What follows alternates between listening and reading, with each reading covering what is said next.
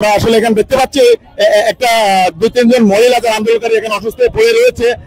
তারা আসলে দীর্ঘ সময় ধরে এখানে বসেছিল অসুস্থ, কিন্তু এখানে নারী পুলিশ যারা রয়েছে নারী মহিলাকে তারা নিয়ে যাচ্ছে। তারা বলছে যে রাস্তায় পড়ে না থেকে এখানে হসপিটালে যাই ভালো হবে, সেটাই আসলে বলছে হয়তো বা।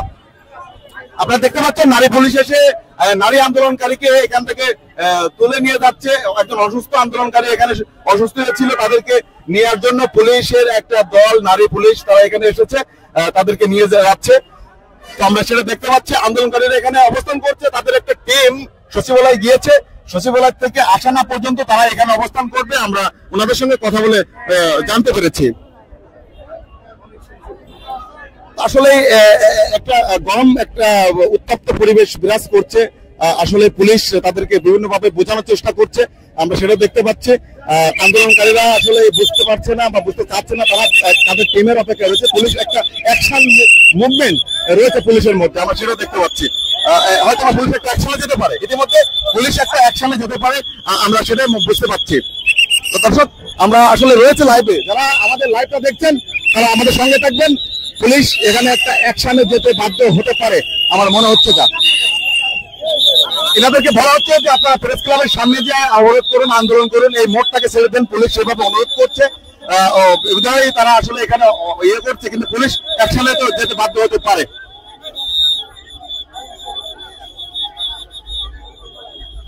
তো দেখতে পাচ্ছেন একজন অসুস্থ আন্দোলনকারীকে তারা তার সহকর্মীরা তাকে নিয়ে যাচ্ছে। হয়তো পুলিশ এখান থেকে তাদেরকে সরিয়ে দিয়ে প্রেস ক্লাবের সামনে যেতে বলেছে, যার ভিত্তিতে তারা এখান থেকে হয়তো সরে যেতে পারে, আর নয়তো বা পুলিশ হয়তো অ্যাকশনও যেতে পারে।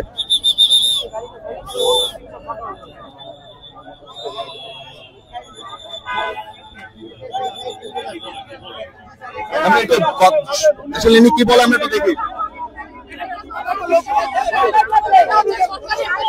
আপনি একা কথা বলেন, আপনি চলে যান ওখানে, কথা বলুন, 2-4 জন থাকলে হবে।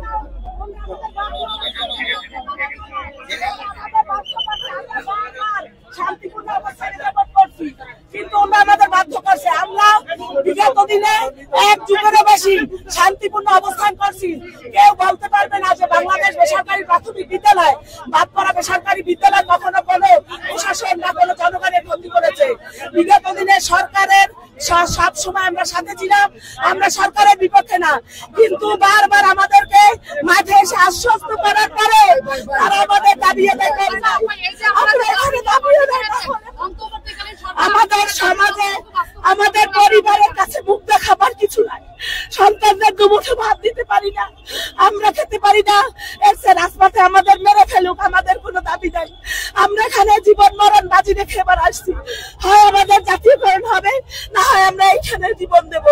আপনারা মেরে ফেলেন, প্রশাসনের সহায়তা, সরকার আমাদের মেরে ফেলুন। আমরা চাই আমাদের এই জীবন রাখার কোনো প্রয়োজন নাই, কারণ আমরা শিক্ষকতা মহান পেশায় এসে 1 টাকা বেতন পাই না। সরকারে যাবত দুর্নীতি করে এই 4,500 বিদ্যালয়কে বাদ করে রেখেছে, এবং আমাদের জন্য কোনো প্রত্যাশা নাই, কোনো কিছু পাই না।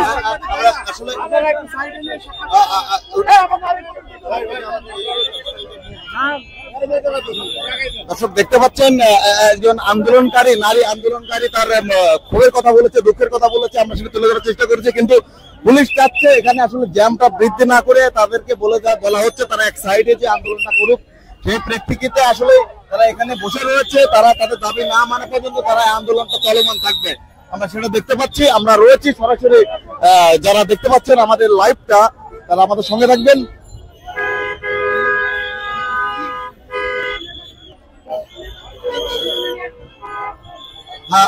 ইতিমধ্যে নারী পুলিশ আন্দোলনকারীকে তুলে নিয়ে যাচ্ছে, আপনারা দেখতে পাচ্ছেন।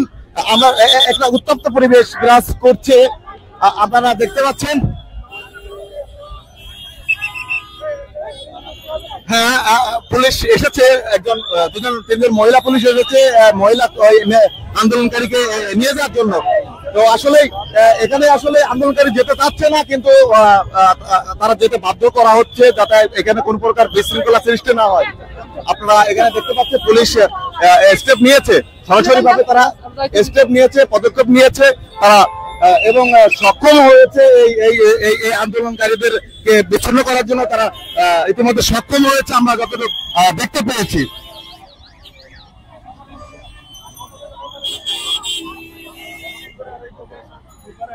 দর্শক দেখতে পাচ্ছেন যারা বেসরকারি প্রাথমিক বিদ্যালয়ে যারা শিক্ষক শিক্ষিকা যারা ছিলেন তারা সরকারিকরণের দাবি নিয়েই তারা এইখানে অবরোধ করে রেখেছিলেন।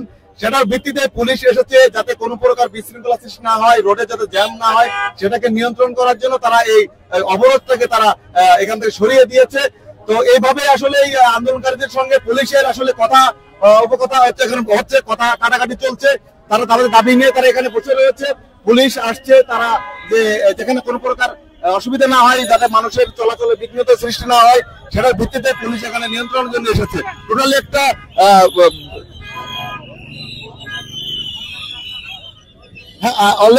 অলরেডি আন্দোলনকারীকে অলরেডি রোডের পাশে নিয়ে যাওয়া হয়েছে। এখন রোডের চলাচল স্বাভাবিক, রোডের যানবাহনের চলাচল আমরা স্বাভাবিক স্বরূপ দেখতে পাচ্ছি। এখন আস্তে আস্তে যানবাহন চলাচল স্বাভাবিক হচ্ছে।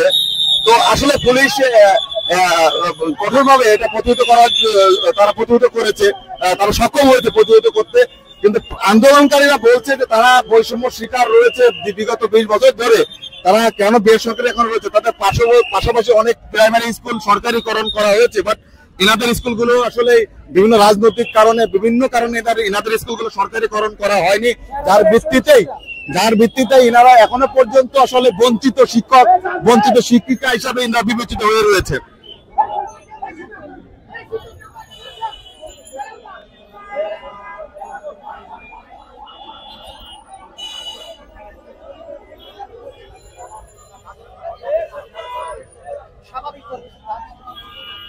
একটু এখন আমরা সড়কটা এখন স্বাভাবিক দেখতে পাচ্ছি।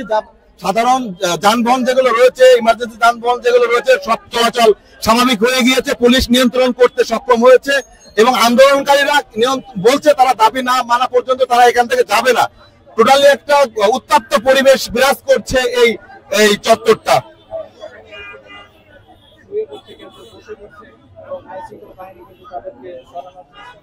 আপনারা দেখতে পাচ্ছেন একজন অসুস্থ হয়ে এখানে শুয়ে পড়েছে, একজন নারী আন্দোলনকারী এখানে প্রাথমিক বিদ্যালয়ের সরকারি প্রাথমিক বিদ্যালয়ের একজন শিক্ষিকা, বেসরকারি বিদ্যালয়ের শিক্ষিকা এখানে আন্দোলন করতে এসে সে অলরেডি অসুস্থ হয়ে পড়েছে।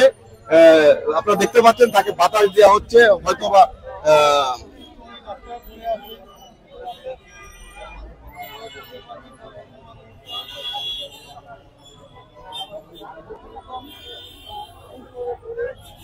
দর্শক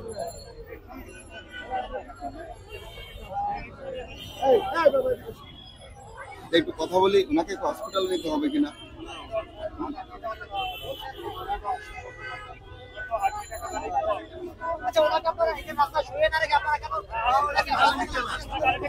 আমরা আমাদের দাবি যদি পূরণ না হয় আমরা ওয়াদাবদ্ধ হচ্ছি যে রাস্তায় পড়ে মরবো। দেখতে পাচ্ছেন আসলে ওই অসুস্থ রোগীকে অলরেডি পুলিশ নিয়ে এসেছে, একটা রিক্সা তাকে হসপিটালে নিয়ে যাওয়ার ব্যবস্থা করছে পুলিশ। তো আসলে সর্বশেষ ছিল আমাদের আসলে এই বার্তা।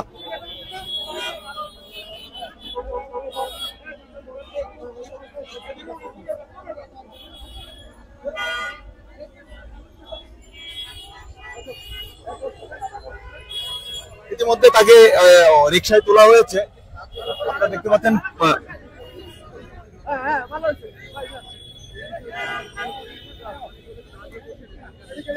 তাকে ঢাকা মেডিকেলে নেওয়া হচ্ছে, এই অসুস্থ আন্দোলনকারীকে ঢাকা মেডিকেলে নেওয়া হচ্ছে। আপনারা দেখতে পাচ্ছেন এখানে আন্দোলন করতে এসে ওই আন্দোলনকারী মহিলা শিক্ষিকা আন্দোলন করতে এসে সে অসুস্থ হয়ে পড়েছিল, সেটার ভিত্তিতেই তাকে নিয়ে যাওয়া হলো।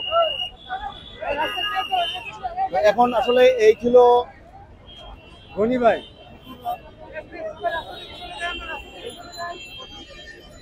দর্শক এই মুহূর্তে যারা আমাদের লাইভে যারা যুক্ত রয়েছেন তারা দেখতে পাচ্ছেন এখানে অসংখ্য আন্দোলনকারীরা তারা আন্দোলন করতে এসে আসলে পুলিশ তাদেরকে বাধা দিয়েছে, বাধা দেওয়ার কারণে তারা এখান থেকে তারা যেতে বাধ্য হয়েছে।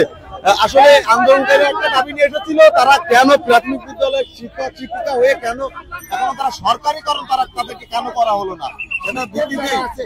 হ্যাঁ বলেন ভাই, আসলে আপনারা আন্দোলন এখান থেকে প্রতিহত করে না না, আমরা তো দীর্ঘ 5 দিন যাবত অবস্থান করতেছি, কন্টিনিউয়াসলি অবস্থান করতেছি। আজকে আমরা অবস্থান থেকে আমরা লং মার্চ কর্মসূচি ঘোষণা করেছিলাম।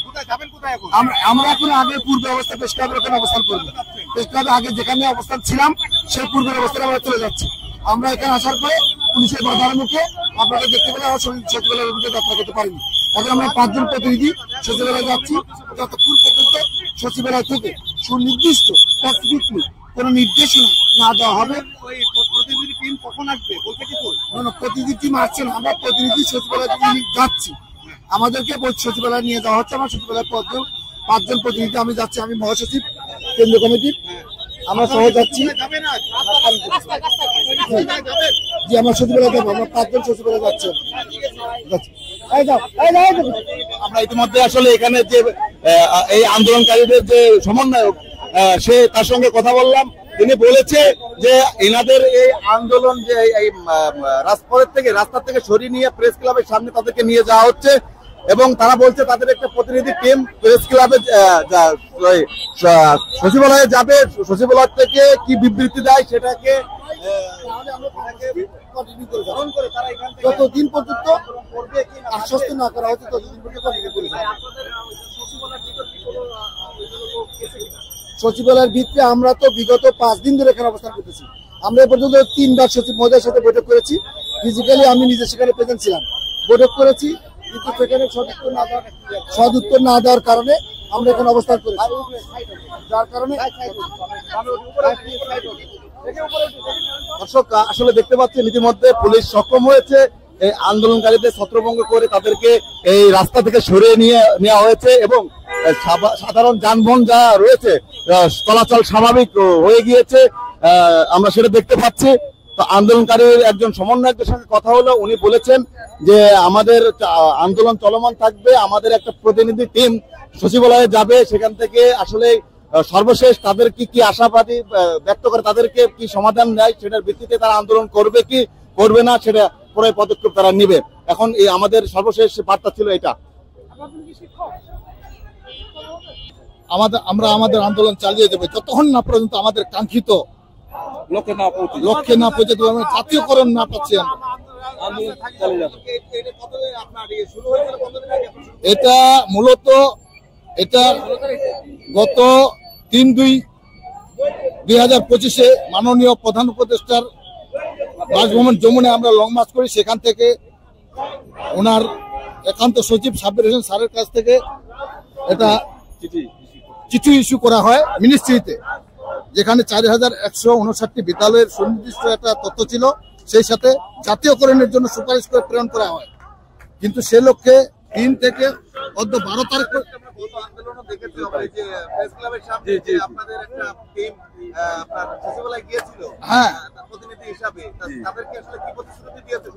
না প্রতিশ্রুতি বলতে চিঠিতে আমরা এখানে অবস্থান করছিলাম, অবস্থানে আমরা কোনো সদুত্তর পাইনি, কোনো কার্যকর কোনো পদক্ষেপ ওনাদের কাছ থেকে আমরা পাইনি।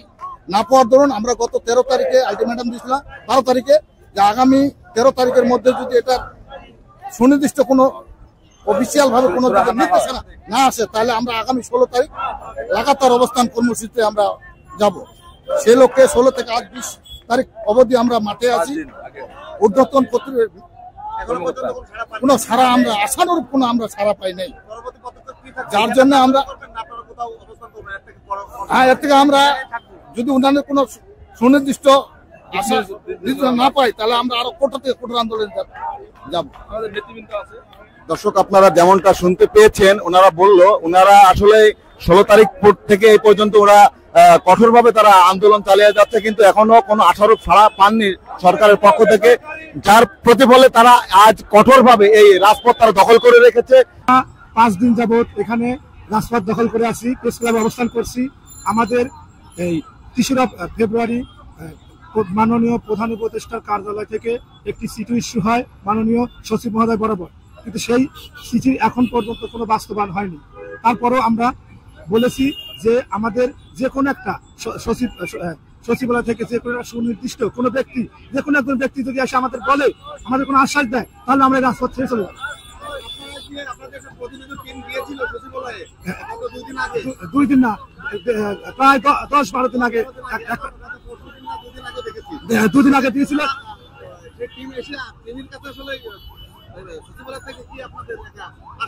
আমাদের প্রতিনিধিরা এসে আমাদেরকে বলছে, আশ্বস্ত করছে যে আমাদের স্কুলগুলো ওনারা দেখবে, কিন্তু দেখবে না। আমাদের 13টি বছর আমাদের এইরকম আশ্বাস দেয়, কিন্তু কোনো কাজ হয় না, সচিবালয়ে কোনো কাজ করেন। জি, আমরা 18 সালে আন্দোলন করেছি, 19 সালে আন্দোলন করেছি, 20 সালে করোনার পরে আমরা 24 সালে আন্দোলন করেছি। আমরা আন্দোলন কন্টিনিউ চালিয়ে যাচ্ছি, তারপরে আমাদের কোনো সুরা হয়নি। বিগত স্বৈরাচার আমাদের অনেক আশ্বাস দিয়েছে, কিন্তু সেই আশ্বাস আমাদের মাঠে এসে কখনো দেয়নি। 18 সালে এসেছিল, কিন্তু বলছে তোমাদের বিদ্যালয়গুলো জাতীয়করণ করা হবে, কিন্তু কই আমাদের। আমরা যেহেতু ছাত্র আন্দোলনের মধ্যে যে সরকার ক্ষমতা এসেছে, আমরা চাই এই মাননীয় প্রধান উপদেষ্টা আমাদের বিষয়গুলো দেখবে, আমাদের সমস্যাগুলো দেখবে, আমাদের একটু ভাতের সমস্যাগুলো সমাধান করে দেবে। আমরা তার কাছে একটু খাবারের আবেদন করি, যে সে যেন আমাদের মুখে একটু খাবার দেয়, আর কিছু আমাদের দরকার নেই। আমরা বেসরকারি প্রাথমিক শিক্ষক, আমাদের কোনো বেতন ভাতা নেই। আমি 13 বছর শিক্ষকতা করছি, 13 বছর। শিক্ষার্থী আমার আনুষ্ঠানিক যেগুলো দরকার আমার সবগুলোই ফুলফিল আছে, নীতির মধ্যে সবাই ভাবি আছে।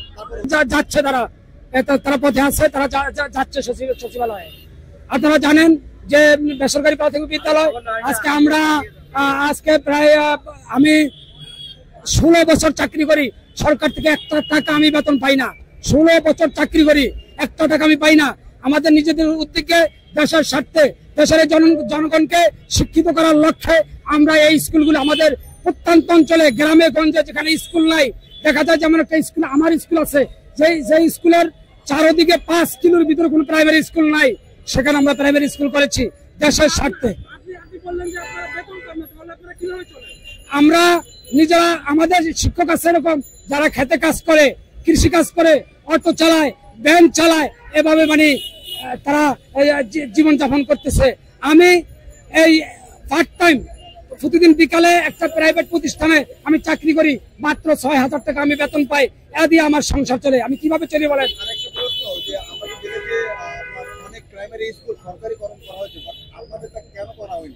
আমাদেরটা করা হয় নাই।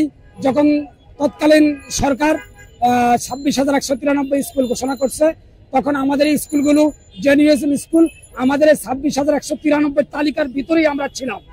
কিন্তু সেই স্বৈরাচারী সরকারের আমলা, মন্ত্রী, সচিব যারা ছিল, তারা আমাদের এই জেনুইন স্কুলগুলো বাদ দিয়ে তারা রাতারাতি কিছু নতুন স্কুল করে, এগুলি তারা সরকারি করেছেন, কিন্তু আমাদের এই জেনুইন স্কুলগুলি তারা বাদ দিয়ে দিচ্ছে। এইটা বাদ দিছে মূলত আমরা আমাদেরকে একটা অপবাদ দিচ্ছে যে আমরা বিএনপি জামাতের লোক, এই জন্য আমাদেরকে এই অপবাদ দিয়া আমাদের স্কুলগুলো জাতীয়করণ থেকে তারা বাদ দিছে। আসলে আমরা আপনি যে বললেন যে আপনাদের জামাত বিএনপি বলে আপনাদের কি একটি বাদ দিছে, এর কারণ কি কোনো প্রমাণ আছে আপনাদের কাছে? হ্যাঁ, প্রমাণ আছে। এমনও আছে যে বিএনপির ছেলে, সে হেডমাস্টার, বিএনপির একটা ছেলে, সে হেডমাস্টার, তার স্কুলটা সে যে কোনো কৌশলে জাতীয়করণ করেছে। কিন্তু যখন শিক্ষক গেজেট হয়েছে, প্রথম গেজেটটা সে পাইছে, দ্বিতীয় গেজেটের সময় রাজনৈতিক চাপ দিয়া, হ্যাঁ, আবার এই আওয়ামী লীগের লোক যারা ছিল তাদের গেজেটটা দিয়েছে অবৈধভাবে, কিন্তু পূর্বের গেজেটটা বাতিলও করে নাই, এমন নজির আছে। সেই মামলা এখন হাইকোর্টে লড়তেছে। আপনাদের প্রাইমারি স্কুল করতে সরকারি যে সব নিয়ম নীতি বা নীতি রয়েছে বা যে অবকাঠামো প্রয়োজন আপনার স্কুলে, সেগুলো কি সব আছে? 100% আছে। আমাদের স্কুলে 33 সরকারি নিয়ম হলো 33%, সর্বনিম্ন 33% জমি লাগে। আমরা এই স্কুলের নামে, সরকারের নামে আমরা 33% জমি দিয়েছি, কেউ আরো বেশিও দিয়েছে, 40%, 50% জমিও দিয়েছে। আমরা সেখানে নিজেদের উদ্যোগে একটা ঘর করেছি, বেঞ্চ, হাই বেঞ্চ, টেবিল এগুলো করেছি, মাটি কাটাইছি, যা কিছু প্রয়োজন আমরা এই শিক্ষকরা উদ্যোগ নিয়ে এই কাজগুলি করেছি। আমরা আমাদের যে ফাইল, এই ফাইল আমরা সচিবালয়ে জমা দিয়েছি, তারপর আমাদের অধিদপ্তরে জমা দিয়েছি, আমাদের উপজেলা, জেলা, সব জায়গায় আমাদের এই ফাইলগুলো আছে, আমাদের যাচাই আছে। আমাদের সরকার কাছে দাবি হলো যে আমাদের এক দফা দাবি, আমরা কোনো 1 টাকা বেতন পাচ্ছি না, 1 টাকা আমরা বেতন পাচ্ছি না। আমাদের পাশে যে স্কুল আছে স্কুল তারা বেতন পাচ্ছে, আমরা বিনা পয়সায় আমরা চাকরি করতেছি। আমাদেরকে এই প্রাথমিক বিদ্যালয়গুলো জাতীয়করণ, আমাদের এক দফা দাবি যে আমাদের এগুলো জাতীয়করণ করে দেওয়া। আমাদের আন্দোলন আপনারা জানেন যে আমরা আজকে 5 দিন, গত রোববার থেকে আমাদের আন্দোলন চলতেছে, এখনো চলমান। আজকে আমরা যেই সচিবালয়ে আমরা রওনা করেছিলাম, আমাদের প্রতিমধ্যে আমাদেরকে প্রশাসনের লোক আমাদেরকে বাধা দিয়েছে।